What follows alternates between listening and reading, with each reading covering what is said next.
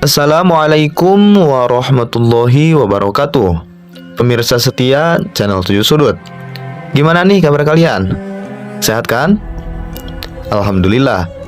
Semoga kita semua senantiasa dilindungi oleh Allah Subhanahu wa Ta'ala dari segala mara bahaya yang akan maupun nyaris menimpa kita. Kembali lagi di channel 7 Sudut, di mana di channel ini kita akan membahas tentang seputar hal gaib. Teman-teman, di video kali ini saya, Feng, selaku host channel 7 Sudut, akan membawakan cerita yang berjudul Menikah dengan Gadis Jin. Gimanakah alur ceritanya? Tonton terus videonya. Saat itu Ardi sedang duduk di depan tenda, memegang termos kecil yang berisi kopi saset yang sudah dingin. Langit sudah sore. Suasana perkemahan yang terletak di kaki gunung itu mulai muram. Angin saat itu bertiup kencang, menampar daun-daun pinus berdiri tegak di sekeliling mereka. Tenda-tenda berjejer, beberapa teman kampusnya masih tertawa. Tak jauh dari api unggun yang mulai mengecil. Ardi bukanlah tipe orang yang suka keramaian. Ia hanya terduduk di sudut, menikmati suasana dan mendengarkan alam. Ikut ke air terjun, teriak Raka, teman satu jurusannya. Enggak, Rak, lu aja, gue masih capek kayaknya. Semalam kurang tidur soalnya. Ya udah, kami duluan ya, ucap Jaka. Ardi hanya mengangguk melihat teman-temannya berjumlah 5 orang yang saat itu menghilang menuju jalur air terjun. Setelah semuanya sepi, Ardi berbaring di matras dalam tendanya. Tapi rasa ingin tahu itu datang perlahan. Ia jadi penasaran dengan air terjun yang dibicarakan semalam oleh teman-temannya. Katanya sih indah dan belum banyak dijamah orang. Setelah setengah jam, Ardi pun bangkit hendak untuk menyusul mereka. Ia berpikir, toh jalannya mudah, paling cuma mengikuti jalur ini. Ia bergegas mengambil senter kecil, menyalakannya, mengambil jaket dan bergegas mengikuti jejak kaki mereka. Awalnya jalannya cukup jelas, tapi entah kenapa, setelah sekitar 20 menit berjalan, Ardi tidak menemukan siapapun. Suara air kini tak terdengar lagi, malah digantikan oleh desir angin dan dedaunan yang bergesekan. Jalur tanah pun berubah menjadi semak-semak rendah. Ardi pun berhenti, mencoba mengingat apakah dia salah jalur. Ia mencoba memutar arah, namun yang ia lalui tadi sudah tidak jelas lagi. Semua pohon terlihat sama. Ia mulai panik. Ardi memanggil-manggil nama Raka. Tak ada jawaban, hanya dari gema suaranya sendiri. Tak patah semangat, ia mencoba ke arah jalur kiri. Namun yang ada hanya pohon-pohon besar dan akar-akar rapat yang menjalar. Senter yang dibawanya semakin berkedip. Langit sudah semakin gelap. Warna jingga sore diganti dengan kelamnya malam, sementara Ardi masih di tengah hutan. Setelah hampir 1 jam berputar-putar, Ardi mulai benar-benar tersesat. Kakinya mulai pegal, bajunya lembab karena keringat, dan rasa takut mulai menyelinap. Ia duduk di bawah pohon, mencoba untuk menenangkan diri. Lalu dari kejauhan, ia melihat cahaya kecil. Cahaya itu terlihat seperti lentera. Sontak ia pun berdiri cepat-cepat dan berlari ke arah cahaya itu. Cahaya itu ternyata berasal dari kakek tua yang membawa lampu minyak. Kakek itu terlihat sangatlah tua. Rambutnya putih, tubuhnya membungkuk, tapi tatap matanya sangat tajam. Ia berdiri dengan tenang, menatap Ardi tanpa ekspresi. "Nak, kamu dari mana?" Suara kakek itu terdengar berat namun ramah. Saya tersesat, kek. Tadinya saya ikut camping di sekitar sini, tapi saya malah nyasar." Kakek itu mengangguk pelan. "Sudah malam, hutan ini tak baik untuk dilalui terus. Lebih baik kamu ikut ke rumahku. Rumahku tak jauh dari sekitar sini." Ardi sempat ragu sejenak. Tapi daripada harus berkeliaran terus di dalam hutan, lebih baik Ardi ikut saja. Ia berjalan mengikuti kakek itu, melewati jalur sempit yang tidak ia sadari sebelumnya. Anehnya, Setelah melewati satu pohon besar, pemandangan seketika berubah. Jalur menjadi lebih terbuka, jalannya bersih, dan ada jalan tanah yang jelas. Tak lama Ardi dan sosok kakek itu berjalan. Sayup-sayup terlihat rumah-rumah kayu yang berjajar. Mungkin terlihat seperti perkampungan kecil, tapi bukan perkampungan tua ataupun kumuh. Kampung tua itu terlihat rapi dan juga bersih. Ada orang-orang yang terlihat sedang menjemur pakaiannya. Anak-anak berlari-lari dan suara anak ayam terdengar dari kejauhan. Sekilas nampak semuanya seperti normal. Namun, ada satu hal yang membuat Ardi heran. Orang-orang di kampung itu terlalu bersih. Pakaian mereka rapi, wajah-wajah mereka nampak halus, seperti tak pernah tersengat matahari. Bahkan para wanita yang terlihat di jalan pun terlihat nampak sangat cantik, dengan kulit putih dan bermata bening. Tak lama kakek itu mengajak Ardi masuk ke rumahnya, sebuah rumah panggung kecil dari kayu jati. Sementara di dalam rumah kakek itu, suasana terasa sangat hangat. Ada tungku yang menyala, dan seorang wanita paruh baya yang menyambut mereka dengan tersenyum. "Ini cucuku, namanya Ardi," kata si kakek. Wanita itu pun seketika senyum dan menyuruh Ardi untuk duduk. Ia disuguhi teh hangat dan juga air rebus. Meski Ardi merasa canggung, tak lupa ia mengucapkan rasa terima kasih atas semua suguhan itu. "Terima kasih, Bu. Maaf sudah merepotkan." "Tidak apa-apa, Nak. Di sini tidak banyak tamu. Tapi kamu akan dianggap keluarga setelah memasuki kampung ini." Ardi mengangguk pelan sambil meminum teh hangat itu. Namun ada sesuatu yang aneh.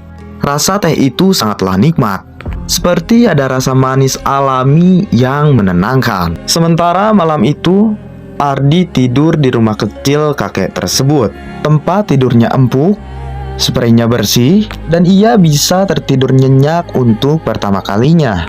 Keesokan harinya, Ardi diajak jalan-jalan menelusuri kampung oleh pemuda yang bernama Seno. Usianya sekitar 20 tahunan. Ia nampak sangat ramah dan mengetahui banyak hal tentang kampung itu. Seno menjelaskan bahwa kampung ini tidak bisa ditemukan oleh sembarang orang. Hanya mereka yang benar-benar tersesat yang bisa ke kampung ini. Ardi sempat tertawa kecil saat mendengarkannya, mengira kalau Seno sedang bercanda. Namun ada beberapa hal aneh yang ia sadari secara perlahan. Di kampung itu, waktu terasa lebih lambat. Bahkan saat ia bertanya tentang sinyal handphone, Seno bilang, "Di tempat ini tidak ada jaringan internet, Mas." Semua orang di kampung itu seperti tak memerlukan teknologi. Mereka hidup seperti di desa zaman dulu, tapi dengan kenyamanan. Bahkan, makanannya pun terasa lebih enak, tanpa ada bumbu instan. Hari kedua, Ardi mulai terbiasa. Ia mulai merasa nyaman berada di kampung itu. Kakek dan nenek yang menampungnya pun sangat baik. Mereka memperlakukan Ardi seperti cucunya sendiri. Ardi mulai membantu membersihkan halaman, ikut memetik sayuran di kebun, dan bercengkrama dengan anak-anak yang selalu ramah menyapanya. Lalu datanglah dia, seorang gadis muda yang berjalan yang membawa keranjang berisi kain basah dari sungai. Nama gadis itu adalah Lestari. Ia tersenyum saat mata mereka bertatapan.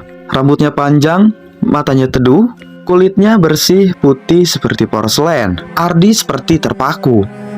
"Baru?" tanya Lestari dengan suara pelan. "Iya, aku nyasar waktu camping. Sekarang aku tinggal sama Mbah Surya." "Oh, Mbah Surya. Dia memang suka nolong orang. Kamu beruntung."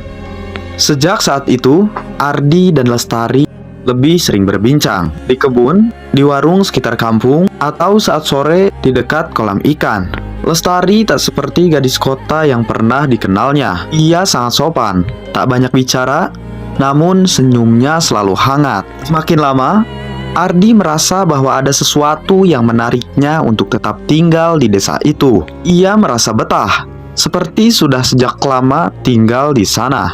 Bahkan ia mulai melupakan teman-temannya, tenda camping, dan dunia luar.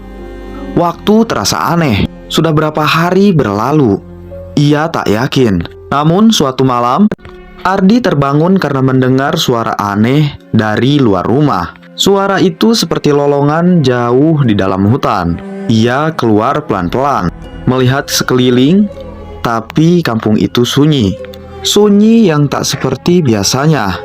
Saat itulah ia melihat seseorang yang tengah berdiri di pinggir jalan. Sosok itu tinggi, kurus, dan rambutnya yang panjang hingga menjuntai ke tanah.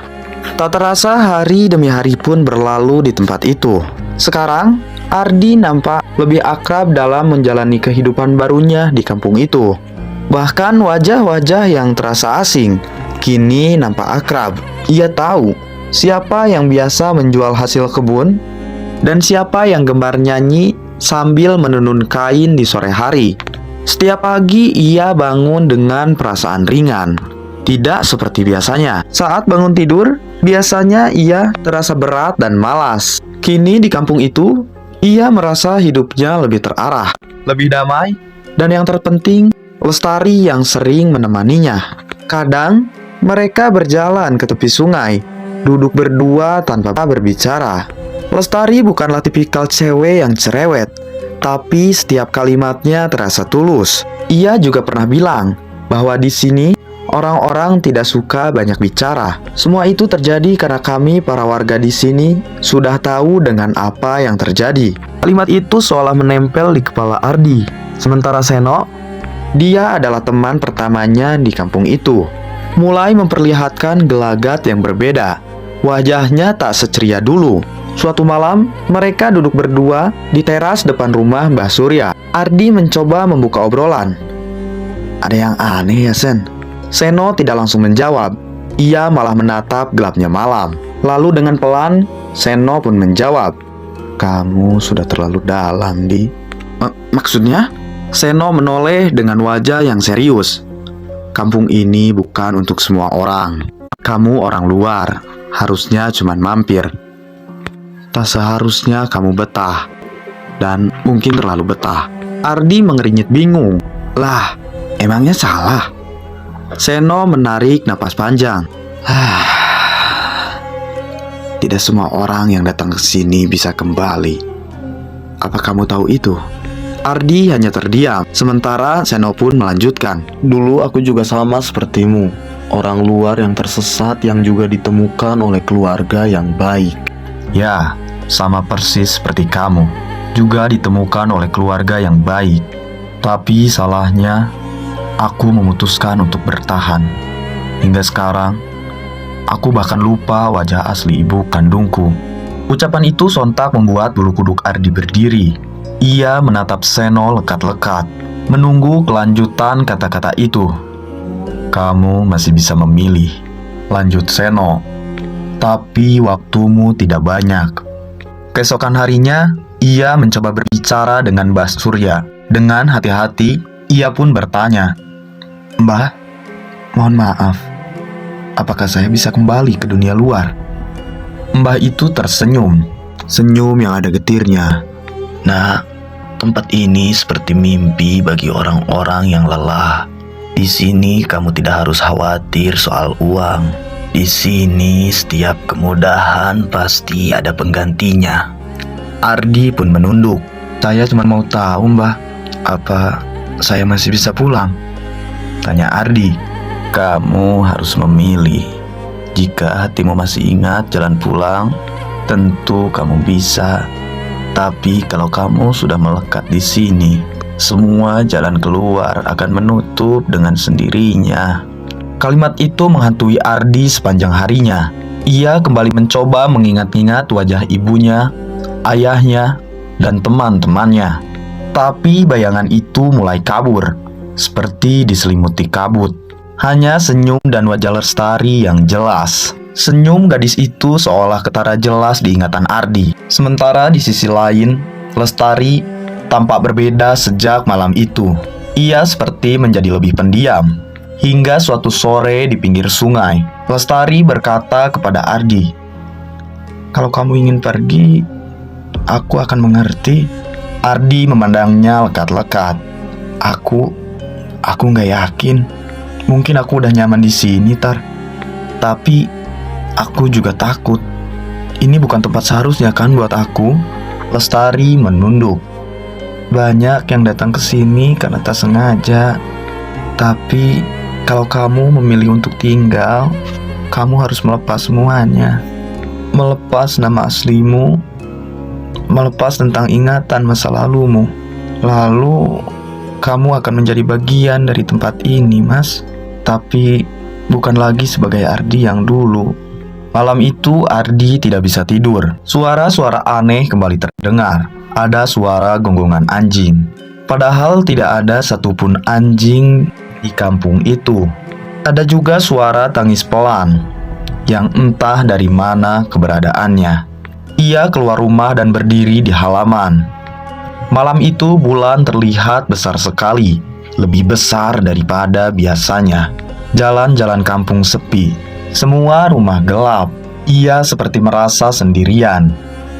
Tiba-tiba, dari arah pohon besar di ujung jalan, muncul sosok wanita. Tapi, itu bukan Lestari. Wajahnya tertutup rambut panjang. Tubuhnya sedikit melayang di atas tanah. Ardi membeku. Kemudian sosok itu berbisik, tapi bukan dari mulut. Seperti bisikan yang langsung masuk ke kepalanya. Kamu bukan milik mereka. Ardi bergetar, lututnya lemas. Tapi sosok itu perlahan menghilang, menyatu dengan kabut. Esok harinya, Lestari nampak lebih pucat. Ia tak menatap mata Ardi seperti biasanya. Aku tahu, kamu melihat dia kan semalam? Katanya. Siapa dia? Dia yang menjaga batas. Dia yang memutuskan siapa yang boleh tinggal dan siapa yang harus pergi. Jadi, aku bisa pergi? Lestari tak menjawab langsung. Ia berjalan ke sebuah gubuk tua yang terletak di luar, di balik kebun tebu yang lebat. Ardi mengikutinya. Di dalam gubuk itu hanya ada satu cermin besar. Lestari berdiri di depan cermin, kemudian berkata, "Kalau kamu masih punya bayangan di cermin ini, artinya kamu masih bisa keluar." Ardi melangkah pelan ke depan cermin. Ia berdiri di sana, memandangi badannya sendiri. Tapi bayangannya sama sekali tidak nampak. Hanya ada pantulan kosong di sana. Ardi pun terdiam. Jantungnya terasa berdetak lebih cepat. Kenapa bayanganku hilang? Lestari pun menangis. Kamu sudah mulai menghilang dari dunia asalmu. Ardi panik. Ia mencoba menyentuh cermin itu. Tapi dinginnya bukan seperti cermin biasa.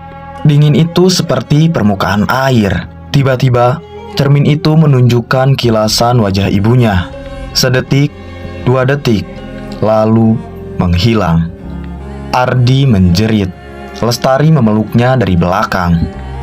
Aku minta maaf. Aku ingin kamu tetap tinggal. Tapi sekarang, kamu harus lawan. Lawan apa? Tanya Ardi dengan suara gemetar. Lestari menatapnya. Kampung ini bukan kampung manusia. Kami bukan manusia. Tapi kami juga bukan makhluk jahat. Kami hanya membutuhkan teman. Butuh keluarga, butuh seseorang yang bisa tinggal dan lupa dengan dunia lamanya. Tapi tidak semua yang datang bisa kuat. Banyak yang hilang, banyak juga yang tak bisa kembali. Ardi terduduk, kepalanya serasa sangat pening. Segalanya terasa berputar. Rumah demi rumah yang tadinya terlihat sangat indah, kini perlahan tampak usang. Dinding-dindingnya berubah menjadi lumut. Jalan demi jalan berubah menjadi tanah lumpur basah. Wajah-wajah warga kampung yang dulu terlihat ramah, kini terlihat kosong. Kosong tanpa mata. Tapi hanya satu yang tetap sama. Dia adalah Lestari. Lestari memeluk Ardi erat, bahkan sangat erat. Kemudian ia berbisik, "Maafkan aku, Mas. Aku sadar. Sekarang, kalau kamu ingin kembali, aku akan membantumu. Tapi, kalau kamu mau tetap di sini, izinkan aku buat jadi istrimu dengan satu syarat. Syarat apa? Kamu harus menjadi milik dari kampung ini. Kamu harus menjadi bagian dari kami untuk selama-lamanya. Ardi terdiam. Mulutnya sangat kering. Ia belum tahu jawaban apa yang harus ia berikan kepada Lestari. Namun ada satu hal yang sangat ia ketahui. Waktunya tidak banyak. Malam itu Ardi tidak bisa tidur. Ia hanya terduduk di sudut rumah Mbah Surya. Punggungnya bersandar kepada tiang kayu yang dingin, sementara matanya menatap kosong ke arah luar jendela. Segalanya tampak seperti jebakan yang dibungkus dalam kenyamanan. Kampung yang dulunya terlihat indah itu perlahan menunjukkan wajah aslinya. Tapi anehnya, bukan rasa takut yang dominan di dadanya, melainkan bingung. Lestari, ya, sosok itu seperti mengikatnya dari dalam. Bukan karena kecantikannya semata, tapi karena ada sesuatu yang sulit ia jelaskan. Ia sangat ingin pulang, tapi juga tak ingin kehilangan Lestari. Pagi harinya, suasana kampung pun berubah. Kabut terlihat lebih tebal daripada biasanya. Pagi itu semuanya nampak sangat sunyi, lebih sunyi daripada kekosongan. Tak ada sama sekali terdengar suara ayam atau obrolan para ibu-ibu di desa itu. Bahkan yang lebih jelas, udara terasa sangat dingin dan juga berat. Mbah Surya menyuruh Ardi duduk di depan tungku. Lestari tak muncul di pagi itu. Ardi duduk gelisah, kakinya bergoyang, seperti menahan beban dari ribuan rasa tak tenang. Sementara matanya bolak-balik memandang pintu. Mbah Surya menatapnya dalam-dalam. Kemudian lelaki tua itu berkata, "Nah, malam ini kamu harus pilih. Kalau kamu memutuskan pulang, kamu harus pergi sebelum matahari terbit besok. Tapi satu hal yang harus kamu ketahui, perjalananmu tidak akan pernah berjalan dengan mudah. Banyak yang tak ingin kamu pergi." "Siapa yang tak ingin saya pergi, Mbah?" "Bukan siapa, tapi apa. Semakin lama kamu tinggal di sini, maka akan semakin kuat cengkramannya." Badannya terasa sangat dingin. Kemudian ia menunduk lalu berkata, "Kalau saya tetap tinggal, apa yang terjadi, Mbah?" Mbah Surya menatap ke arah api yang membakar kayu. Dengan suara lirih ia menjawab, "Kamu akan tetap tinggal di sini selamanya. Waktu akan terasa berhenti untukmu, tapi kamu akan melupakan semuanya dengan perlahan, bahkan namamu sendiri." Ardi memejamkan mata. Gambar-gambar dari dunia lamanya kini bermunculan. Ibunya yang selalu bangunkan ia tiap pagi, adiknya yang suka pinjam jaketnya diam-diam, temannya yang suka iseng ngajak nongkrong ke warung kopi. Semua terasa jauh, kabur, tapi masih tetap ada. Ketika matahari mulai turun perlahan ke barat, Mbah Surya memberikan sehelai kain hitam yang terlipat rapi. "Pakailah ini nanti malam sebelum kamu keluar. Jangan bicara dengan siapapun di jalan. Jangan pernah menoleh ke arah manapun, ke belakangmu, ke kiri dan kananmu. Meski kamu mendengar suara apapun, jangan pernah menoleh." Ardi menggenggam kain itu erat-erat. Hatinya mulai tidak karuan. Ia tidak tahu harus percaya atau tidak. Tapi firasatnya berkata, ini adalah satu-satunya jalan. Menjelang malam, kampung itu mendadak sangat sunyi. Seolah semua penghuninya tahu bahwa akan terjadi sesuatu pada malam itu. Rumah-rumah tertutup rapat. Tak ada suara. Langit mendadak sangat gelap. Tidak ada bintang sedikit pun. Seno, tiba-tiba ia muncul di depan rumah. Mimik wajahnya menunjukkan ekspresi yang sangat cemas. "Kamu beneran mau pergi, Di?" Ardi hanya mengangguk. Seno menelan ludah. "Jalan yang akan kamu lewati bukanlah jalan biasa. Banyak yang akan mencoba halangi kamu. Tapi kamu harus tetap berjalan. Jangan pernah berhenti. Kalau kamu ragu sedikit saja, kamu gak akan pernah keluar dari kampung ini. Ardi mengangguk lagi, tapi kali ini lebih mantap. Seno memberi Ardi tali merah. Kalau kamu lupa siapa dirimu, lekas ikatkan ini di tanganmu. Itu akan membuatmu mengingatnya. Ardi mengambil tali merah itu, kemudian ia mengikatkannya di pergelangan tangan. Tengah malam, Ardi berdiri di depan rumah Mbah Surya. Angin bertiup kencang, daun-daun berputar di sekitar kakinya. Ia menatap jalan kecil yang ada di depan matanya. Tanpa lampu, tanpa penunjuk arah, Ardi bergerak perlahan. Langkah pertama terasa seperti sangat berat, tapi ia terus berjalan. Kain hitam ia lilitkan ke lehernya. Suara-suara mulai muncul. Pertama bisikan, lalu kemudian tangisan, kemudian jeritan, tapi ia terus berjalan. Mengingat pesan Mbah Surya, jangan menoleh, jangan menjawab saat melewati ladang jagung. Ia melihat sosok anak kecil yang tengah berdiri di tengah jalan. Kak Ardi, temenin aku dong, aku takut. Suaranya sangat lirih menyayat hati. Tapi Ardi menggertakkan gigi. Ia tidak berhenti. Anak itu mengejarnya, tapi tidak menyentuh. Ia hanya berjalan cepat di belakangnya. Kak Ardi, aku adikmu loh. Lupa ya? Langkah Ardi mulai goyah, tapi ia menatap tali merah di pergelangan tangan. Ia mencubit pipinya sendiri, kemudian terus berjalan. Sesampainya di perempatan jalan yang penuh kabut, ia melihat Lestari yang tengah berdiri. Wajahnya murung, rambutnya terurai, matanya berkaca-kaca. Kamu benar mau pergi, Di? Tanyanya dengan nada yang amat pelan nan menyakitkan.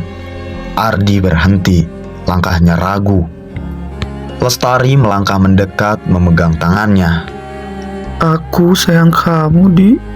Aku gak mau kehilangan kamu, bisiknya. Hati Ardi bergetar. Ia menatap lekat-lekat wajah Lestari. Perasaannya mulai campur aduk, tapi kemudian ia mengingat sesuatu di cermin itu. Ia mengingat saat ia tidak punya bayangan. Ia ingat suara yang ada di kepalanya.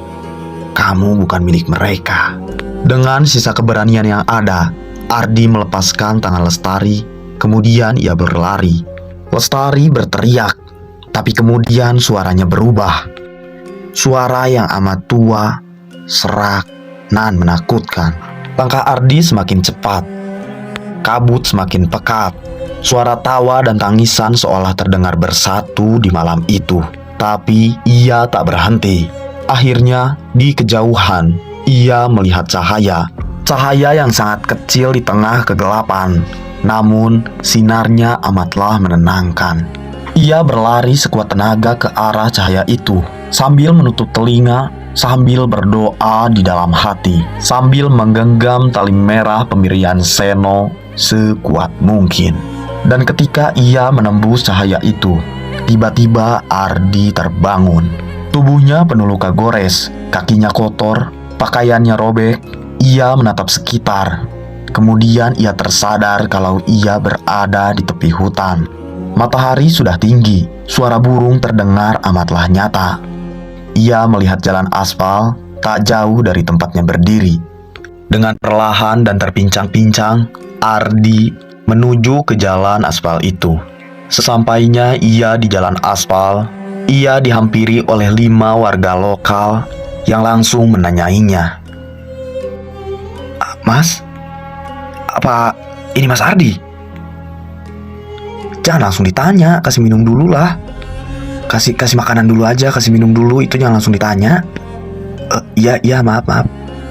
Ini minum dulu. Kemudian Ardi langsung mengambil air itu, meminumnya secara perlahan, dan memakan 1 bungkus roti yang disodorkan oleh salah satu warga kepadanya. Kemudian setelah kondisi Ardi agak lebih membaik, warga sekitar itu pun kembali menanyainya. Apa benar ini Mas Ardi? Iya Pak, saya Ardi. Syukurlah, Alhamdulillah. Syukur, syukur. Syukur, syukur. Ketemu juga akhirnya. Ucap mereka bersamaan. Mas, kami sudah mencari Mas selama 1 bulan. Hah? 1 bulan? Saya baru menghilang selama beberapa hari, Pak. Ah, jangan bohong, Mas. Orang Mas sudah hilang selama 1 bulan. Iya, Mas, 1 bulan loh. Iya, benar-benar 1 bulan. Sudah. Mas, di dunia kami, kamu sudah menghilang selama 1 bulan. Kami langsung mendatangi juru kunci di tempat ini. Dan katanya, kamu dibawa oleh mereka. Mereka yang tak datang dari dunia ini. Mereka yang tak berasal dari dunia kita. Mereka yang menginginkanmu untuk tetap tinggal di sana. 2 minggu yang lalu, pencarian besar-besaran resmi dihentikan. Mengingat karena tak kunjung menemukan satu hal pun tentang keberadaanmu. Tentang bukti sekecil mungkin yang bisa menunjukkan kami ke arah di mana kamu berada. Namun sejak 2 minggu itulah kami tak pernah berhenti mencari kamu, Mas. Kami masih percaya bahwa kamu pasti masih hidup dan kamu pasti bisa keluar. Ardi hanya menunduk lemas. Ia tak menyangka bahwa kehilangannya di dunia nyata sudah lebih dari 40 hari. Ia tak menyangka kalau ia hilang selama itu. Yang ia tahu, ia hanya tinggal di kampung mengerikan itu selama 7 hari. Kemudian setelah kejadian itu, ditandu oleh kelima warga yang mencarinya tadi. Kemudian ia dibawa ke rumah sakit terdekat yang ada di sana. Nah teman-teman, cukup sekian video 7 sudut kali ini. Video yang berjudul Pemuda Tersesat dan Disukai Gadis Jin. Gimana nih teman-teman? Kira-kira kalau kita yang tersesat, Apalagi yang tersesatnya itu jomblo, terus ditawari jadi suami dari wanita yang sangat cantik, pasti mau ya. Meskipun bukan manusia sih, tapi nggak tahu sih. Tapi nggak mau juga ya. Ya udah, teman-teman, cukup sekian dulu ya video kali ini.